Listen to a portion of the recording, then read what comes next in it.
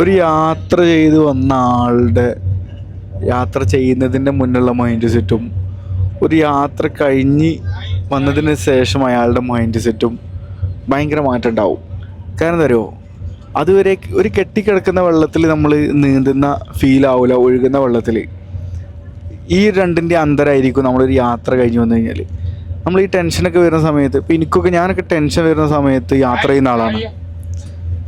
സ്വാഭാവികമായിട്ടും നമ്മളിങ്ങനെ ഇപ്പോൾ നമ്മളെ റൂമിലിരിക്കുന്ന സമയത്ത് നമ്മൾ എന്തെങ്കിലുമൊക്കെ ജസ്റ്റ് ഇങ്ങനെ ആലോചിച്ചിരിക്കുന്ന സമയത്ത് ആ ആലോചന നീണ്ട് ഇപ്പോൾ നമുക്ക് വല്ല സാമ്പത്തിക ബാധ്യത അല്ലെങ്കിൽ വേറെ എന്തെങ്കിലും പ്രശ്നങ്ങളൊക്കെ ഉണ്ടെന്നുണ്ടെങ്കിൽ നമ്മൾ അതിനെക്കുറിച്ച് ഇങ്ങനെ ചിന്തിക്കും.